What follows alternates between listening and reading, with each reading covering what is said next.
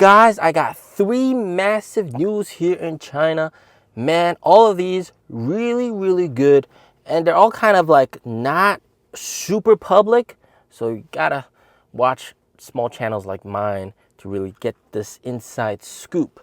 And all 3 of them are very nice. But first of all, a kind of a personal update. I'm thinking of starting a comedy channel and make some funny videos and that kind of stuff. So I'll share that maybe in the comments down below. First pinned comment, you guys can check it out, see if you like my comedy content.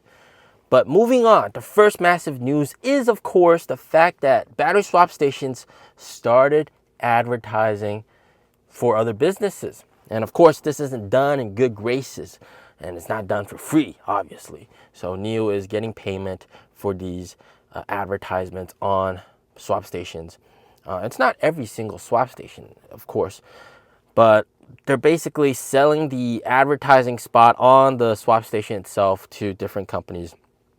This one, of course, obviously Coca-Cola, you guys can tell.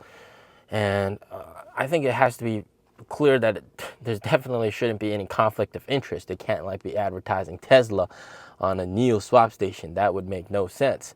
But this is definitely very good. And it's not the first time they've done this, but this is the first time they've actually received money for it. Because before, they've done these kind of movie collabs. For example, collabing with Wandering Earth, and also collabing with Dune. So they had these swap stations where it was like fully decorated and they had decals and stuff. It looked really cool.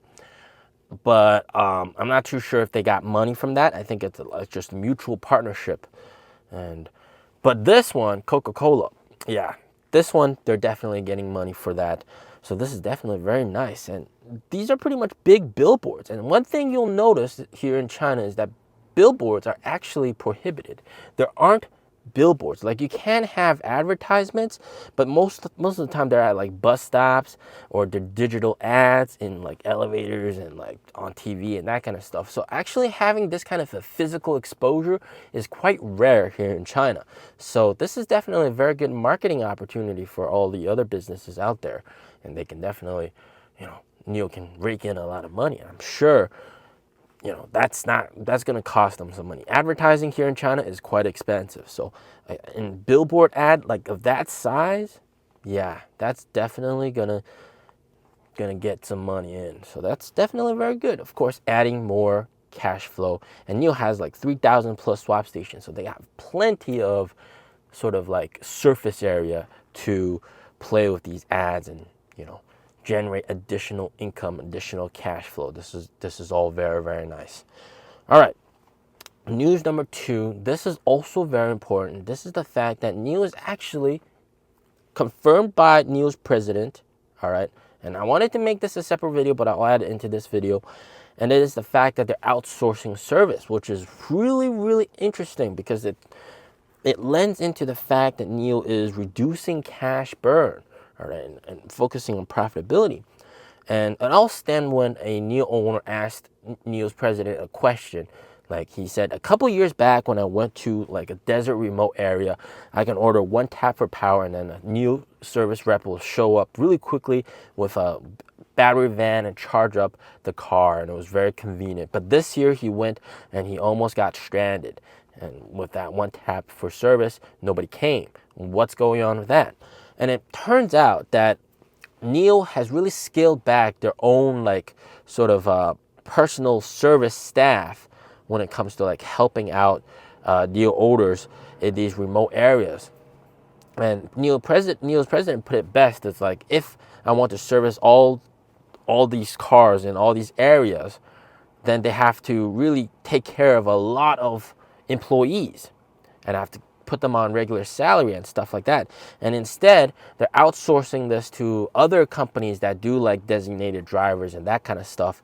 And they're actually paying them more than what that designated driver will earn if they like just did their business regularly. So for the designated driver from the third-party company, they actually earn more by taking NIO's order.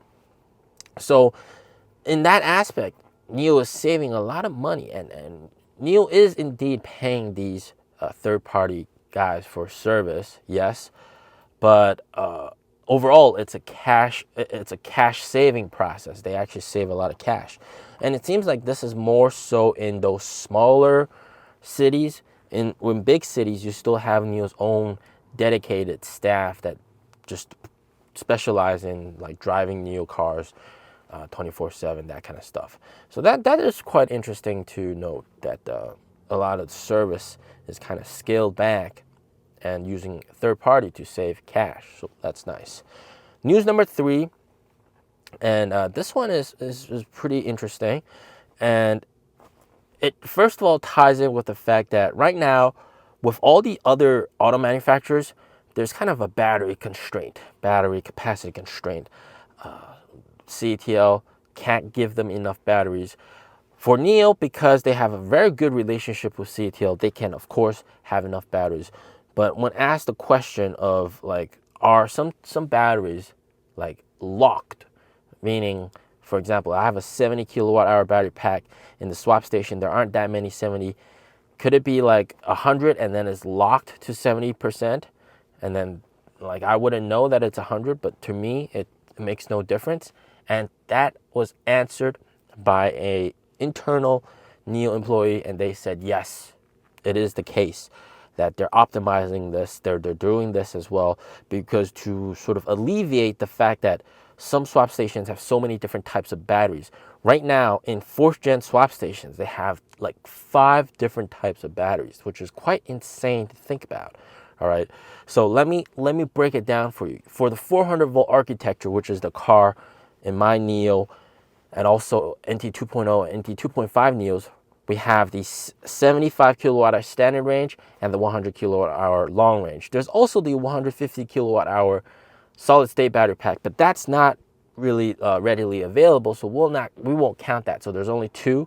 All right, and then for the Envo, there's also 2 Envo battery packs. They have the 80 and the 60 for the Envo, so that's 4 battery packs. And then you have the 900 volt new ES8 and new ET9 battery packs. So you got 5 different battery packs, and of course that creates a situation where you're not going to have a whole lot of each type of battery pack. So NIO is able to really limit the total like battery capacity of some of the battery packs and digitally lock it, sort of e-lock it, so that there's plenty of batteries to go around. Even if there's like standard range is out of batteries or not fully charged, you can use the 100 kilowatt hour, and then that's locked down to 70, which is quite nice. And of course, that is something that only NIO can do, and nobody else can really do.